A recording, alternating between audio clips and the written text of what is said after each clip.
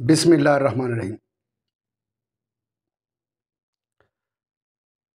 السلام علیکم جی، آپ کا حکیم مبارک کریں۔ آج کا ہمارا موضوع ہے علم طب، اور اس ویڈیو میں ہم بات کریں گے جسم کی خارش، خشک ہو چاہے تر خارش ہو۔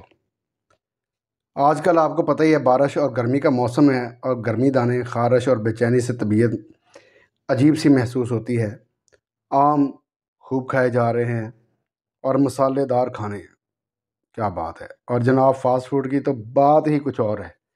آپ لوگوں نے شاید غور کیا ہوگا کہ کھانے کے مراکز کے ساتھ ساتھ میڈیکل سٹور، حکیم کی دکان اور ڈاکٹروں کی دکانوں میں بھی اضافہ ہو رہا ہے۔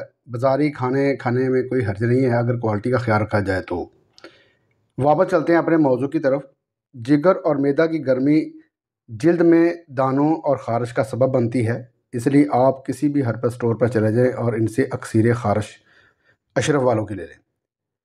یہ دوا خون کو صاف کرتی ہے، جسم کی حرارت کو معتدل کرتی ہے، فساد خون میں نفع بخش ہے، پھوڑے پھنسیوں کو کنٹرول کرتی ہے، خشک اور تر خارش سے نجات دلاتی ہے، خون کے مزاج کو اعتدال پر لاتی ہے۔ استعمال اس کا ہے 2 گولیاں صبح اور دوپہر کو، اور ساتھ میں سیفولین 2 چائے کے چمچ کے ساتھ، یعنی کہ 2 چائے کے چمچ یہ ساتھ آپ نے پینے ہیں۔ آرام نہ آنے کی صورت میں اپنے حکیم سے رابطہ کریں۔ آپ کا حکیم مبارک علی۔ السلام علیکم ورحمۃ اللہ وبرکاتہ۔